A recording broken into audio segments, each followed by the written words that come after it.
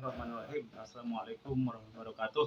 Waalaikumsalam warahmatullahi wabarakatuh. Kembali dengan tim redaksi News bersama Anjipor Official bahwa siang hari ini kita tetap senantiasa mendapatkan kesehatan dari Allah Subhanahu wa taala dan bisa berkumpul di tempat redaksi News untuk berdiskusi terkait dengan adanya tindak pidana dugaan tindak pidana TPO itu. Mungkin salah satunya adalah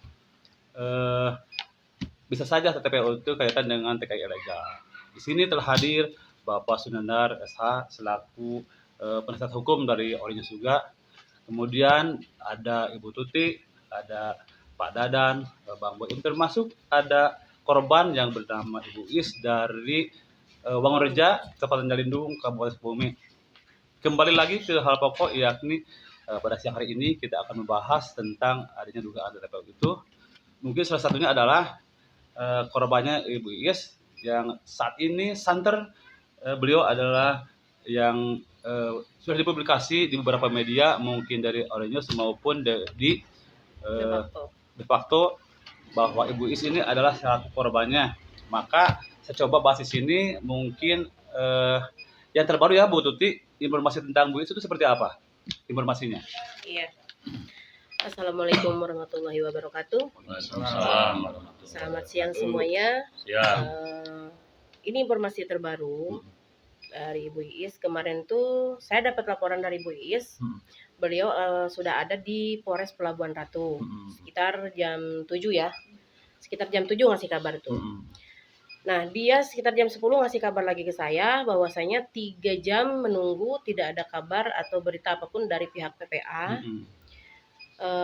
Padahal dia tuh mendapat undangan gitu, mendapat undangan atau surat dari pihak Polres Pelabuhan Ratu, terutama dari PPA-nya gitu kan. Nah, setelah ini kembali, balik kanan lah kembali ya, adalah telepon dari pihak PPA yang menyuruh Bu Is kembali lagi ke kantor gitu ya, untuk menindaklanjuti ya, penyidikan yang mungkin sedang mereka lakukan itu kan. Nah, di sini sampai dari pihak Polres pun mau mengganti uang ongkos intinya untuk Bu Is ya gitu. Cuman kemarin itu memang agak sedikit ada memaksa sih gitu ya. Kalau boleh di ini ada sedikit memaksa gitu. Dan juga bukan hanya pemaksaan sih. Di situ juga istilahnya mematikan nama saya ke Is. Ini di telepon gak diangkat-angkat, malah katanya saya memblokir. Itu versi dari pihak APH. Dari pihak PPA Bu Bayu. Bayu itu ya. Sementara menurut Ibu seperti apa? Betul tidak? Saya sendiri tidak pernah memblokir nomor siapapun. Bahkan beberapa, kalau nggak salah sih sebelum Lebaran, setelah Lebaran, saya komunikasi sama Bu Bayu kan menanyakan perihal Is itu. Nah, itu nomor WA saya aktif, saya sama Iis chatan dari kemarin ya. Dan Iis juga udah bilang ke sana nomornya aktif kok gitu. Maaf Bu, saya potong ya. Ini kira-kira Ibu laporan kaitan dengan Bu Is ini udah berapa lama nih ke PPA itu? Kira-kira? Itu kalau misalkan sampai saat ini itu hampir 1 tahun kurang sih. Kurang 1 tahun ya. Mungkin 8 bulan lebih. Terus tindak lanjutnya dari PPA seperti apa? Nah, yang jadi kekecewaan saya itu, ya termasuk Iis mungkin ya, kekecewaan itu. Jadi saya ini memang dari media, tapi saya juga termasuk rakyat lah intinya, yang merasakan penderitaan rakyat juga yang di sana, karena saya pernah ada di sana, pernah ada di posisi Iis gitu kan. Nah, waktu itu saya lagi sakit, ibunya Iis juga lagi sakit, ya kan. Saya paksakan datang ke sana untuk membuat laporan, ya kan. Bahkan surat penerimaan laporannya pun tidak dikasih waktu itu. Nah, saya terus menanyakan di waktu 4 bulan setelah saya laporan, saya tanyakan ya. Tapi di sana pihak PPA malah marah ke saya. Katanya jangan terlalu bawel. Kami sedang menindaklanjuti ini. Saya tuh cuman menanyakan tindak lanjutnya ini sudah sampai mana gitu. Karena saya kasihan ini, bapaknya meninggal, ibunya sakit, dia pengen pulang dari sana. Ada di KBRI ini. Sponsornya siapa? Haji Umar. Sekarang di mana? Nah, Haji Umar setelah saya cek udah 4 bulan ketika saya menanyakan ke pihak PPA, saya cek ke rumahnya, ternyata Haji Umar udah kabur ke Dubai. Ini Bu, berarti ini udah lama ya laporan ya? Udah lama. tidak ada gerak cepat. Nggak ada. Tapi setelah ada instruksi presiden, Betul. sekarang dia baru gerasa gerusuk. Betul. Gitu. Seakan memaksa gitu. Oh iya. Ya udahlah, saya potong dulu. Sementara saya minta nih pandangan hukum dari Bapak Sunanda seperti apa nih kaitan tentang hal ini. Ya, terima kasih atas waktu yang saya berikan. Jadi dengan kasus ini ya, artinya ya memang kalau dugaan saya memang ini ada tindak pidana ya. Jadi memang dari prosedur dari pelaporan itu betul bahwa setiap orang ya merasa haknya dilanggar oleh seorang orang lain itu berhak ya. Kalau memang itu ada unsur pidananya berhak untuk melaporkan ke penegak hukum atau APH ya tadi ya, aparatur penegak hukum. Ya sah-sah saja ya. Kemudian di dalam membuat LP atau laporan polisi kan harus ada bukti. Harus ada bukti ya dari pihak institusi Polri, harus tadi dalam ini ada PPA mengeluarkan surat bukti laporannya. Harus ada di kemudian setelah dilaporan tadi, ini harus APH tadi ya aparatur penegak hukum itu harus bekerja karena sebagai pelayan masyarakat tadi ya kan itu kan polisi itu kan diatur ya artinya dalam pasal 2 Undang-Undang Nomor 2 Tahun 2002 tentang polisi negara ya di situ apa yang disebut dengan ada 3 yang disebut dengan kemudian setelah dilaporan tadi ini harus APH tadi ya aparatur penegak hukum itu harus bekerja karena sebagai pelayan masyarakat tadi ya kan itu kan polisi itu kan diatur ya artinya dalam pasal 2 Undang-Undang Nomor 2 Tahun 2002 tentang polisi negara ya di situ apa yang disebut dengan ada 3 yang disebut dengan tribrata tadi yaitu yang pertama adalah bahwa polisi itu adalah sebagai pelaksana Kamtibmas penegak dan pengayom masyarakat. Yang kedua, bahwa polisi itu sebagai penegak hukum. Yang ketiga adalah polisi sebagai pelayan masyarakat. Ya, itu lagi dalam hal ini adalah penegak hukum tadi kan. Itu harus bekerja karena itu hak setiap warga negara. Ya. Artinya diatur di pasal 27 ya, Undang-Undang 45 ya. Artinya ya setiap warga negara kedudukannya sama dengan hukum dan pemerintahannya tanpa ada kecuali di situ ya. Dasar hukumnya di situ.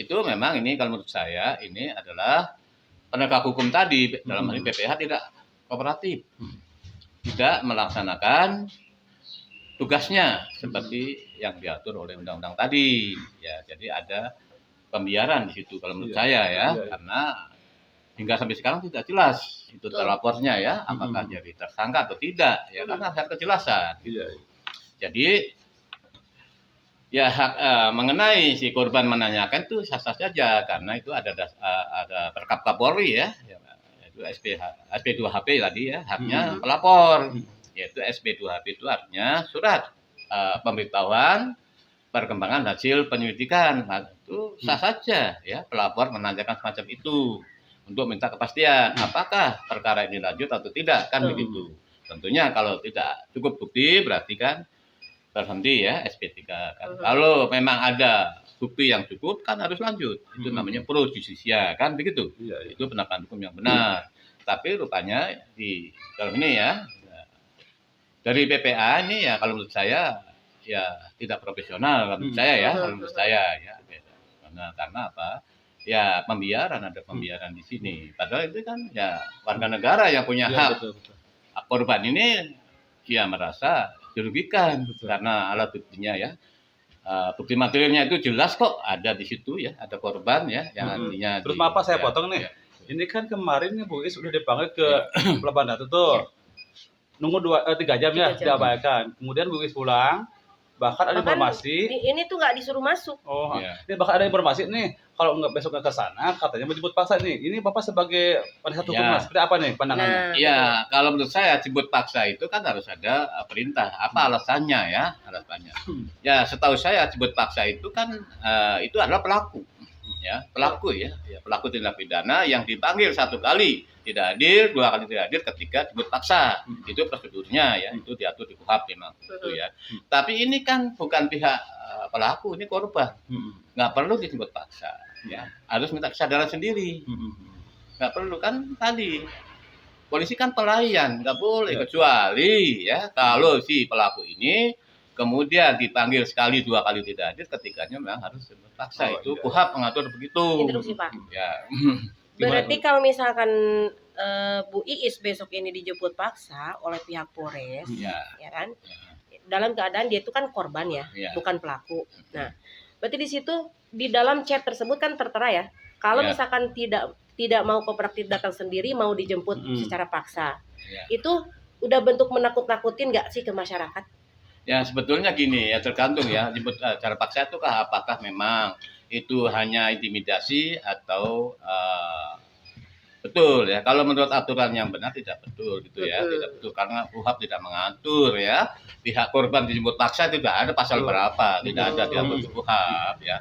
Cuman ya ini bisa juga kalau memang dia akan melakukan semacam itu, betul ya. Kalau pidana kan bukti material ya. Misalnya dia ada mengancam akan dijemput paksa, kemudian dia lakukan, itu bisa kena pidana. Yaitu pasal 335 perbuatan tidak menyenangkan. Itu bisa ya kalau menurut saya. Jadi begini, jadi kalau penegakan hukum pidana itu kan harus ada 2, ada mens rea ya, niat jahat tadi, maksudnya niat jahat tadi itu ya. Betul. Kemudian ada aktus serius atau perbuatannya. Ini kan baru niatnya doang. Betul. Perbuatannya belum, ya tidak bisa dipidana. Tapi seandainya nanti menjemput betul, memaksa, kena. Ya, pasalnya 335 perbuatan tidak menyenangkan. Berarti ini bisa melaporkan. Bisa 335, artinya di situ barang siapa memaksa orang untuk melakukan sesuatu dengan paksaan diancam pidana, yaitu pasal 335 ancaman pidananya 1 tahun. Maaf saya potong Pak nih. Ini kan udah kalau jadi korban nih. Ini udah korban TKI ilegal ya. Kemudian ini kalau nggak salah ini informasinya bahwa upah gaji ibu itu yang 6 juta ya. Dititipkan di Haji Umar, tapi itu dimakan Pak sama Haji Umar, digelap. Gimana pandangan hukumnya? Ya bisa, itu jelas kalau penggelapan uang jelas diatur di pasal 372 ya, penggelapan ya. Itu ancamannya 4 tahun ya. Itu kan harus kita bukti ya, kalau bukti ya. Buktinya itu kan benar 2 ya, 200 cukup. Kalau memang ini betul ya bahwa bukti uangnya ada ya, nilainya berapa, kemudian perbuatannya dia bisa kena pasal 372 KUHP, yaitu penggelapan uang atau perubahan barang ya. Itu ancamannya 4 tahun. Itu ya kita bicara hukum ya bicara bukti ya. Kalau pidana bukti material ya, bukti material ya. Tadi ya, niat jahatnya atau mens reanya ada, kemudian aktus serius atau perbuatan ada, udah orang itu masuk itu bisa diproses itu. Instruksi Pak. Ketika saat ini kan Iis ini dalam ketakutan ya, ketakutan dengan ancaman dari pihak, anggaplah itu ancaman dari pihak Polres ya, kalimat jemput paksa itu ya. Paksa itu. Ya. Nah, terus seandainya kalau misalkan nanti benar-benar dijemput paksa, terus dia nggak ikut melawan, bisa ya? Bisa melaporkan nanti ke Paminal, ke Propam bisa. Bisa melaporkan. Dan pihak Iis juga istilahnya kan masyarakat biasa bisa merasa kecewa dengan proses selama ini, ya kan? Selagi dia ada di sana pengen pulang itu prosesnya mana, nggak ada gitu. Bahkan kita tanyakan pun malah marah-marah. Ya itu nanti kita bisa laporkan kalau memang itu betul ya, buktinya ada, kita laporkan ke Propam nanti Paminal ya. Karena dia juga sudah menjelaskan kepada pihak Polres bahwa saya pulang tidak dengan bantuan Polres, betul ya? Ya itu bisa laporkan. Bisa nanti kita konsultasikan ke Propam ya, ke Paminal dalam hal ini bisa. Itu nanti ini kan ada pasal hukumnya namanya arbitrary proses, polisi melakukan arbitrary proses, artinya tindakan sewenang-wenang, artinya ya, artinya menyalahi prosedur hukum ya, kan itu tadi. Ada yang ya, jadi ada yang hukum ya itu arbitrary proses bisa kita laporan ke Propam bisa ya, biar nanti kita sanksikan begitu. Coba ini barangkali dari Bu Is akan bisa disampaikan nggak dalam diskusi di sini? Seperti apa misalkan ini awal cerita coba sedikit biar pembelajaran untuk publik. Misalkan gini, jangan terlalu tergesa-gesa. Walaupun desakan ekonomi berangkat ke sana ke Arab Saudi sementara di sana seperti ini, cobalah tempuh misalkan pakai prosedur yang berlaku misalkan di Snaker lah sebagainya, jangan sampai jadi ada istilah umpet-umpetan jadi sebutlah TKI ilegal gitu. Seperti apa menurut Bu Is? Yang ingatnya aja. Ya yang harus disampaikan yaitu nggak seberat apapun ekonomi di rumah, jangan sampai tergerus sama yang namanya sponsor, uang fee yang dikasih sebesar apapun itu. Karena jadi TKW ilegal itu di sananya juga nggak terjamin, nggak dijamin siapa-siapa. Untuk pulangnya juga prosesnya susah, lama juga. Pulang sendiri ya? Ya pulang sendiri. Beli tiket sponsor nggak tanggung jawab? Tidak. Mungkin nih Kang Dadan akan menambahkan sebagai warga masyarakat Kabupaten Sukabumi atau Sukabumi seperti apa nih pandangan-pandangannya? Ya mungkin harapannya kalau dari media de facto dari semua sisi ya harapannya untuk selanjutnya kalau emang dari pihak masyarakat itu awam terhadap sosialisasi mungkin bisa menanyakanlah ke media Orange ini kenapa ini faktanya sudah jelas bahwa korban dari TPO itu benar-benar tidak manusiawi.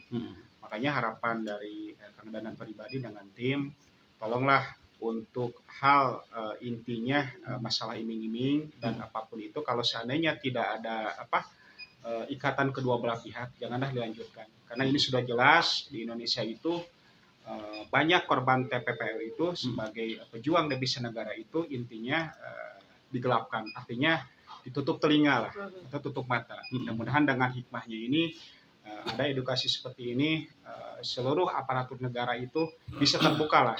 Tolong ini ditegakkan karena ini menyangkut hak ajasi kemanusiaan. Terima kasih. Terima kasih Kang Dadan, terima kasih ke Bu Tuti, terima kasih Bu Wiwi, terima kasih juga ke Pak Sunandar. Ya untuk sementara memang di sini untuk TKI itu ada Undang-Undang Nomor 18 Tahun 2017 tentang Pelindungan Pekerja Migran Indonesia. Kemudian ada Kemendaker juga nomor 260 tahun 2015 tentang pelarangan penempatan TKI ataupun PMI ke Timur Tengah. Maka jika hal itu dilarang, maka akan bertabrakan dengan Undang-Undang nomor 21 tahun 2007 tentang tindak pidana perdagangan orang. Maka saya mohon juga kepada APH, soalnya ini banyak korban yang dari Cianjur juga belum dipulangkan. Ada juga yang sudah dilaporkan kepada Jabar sampai dengan hari ini belum juga ditindaklanjuti. Itu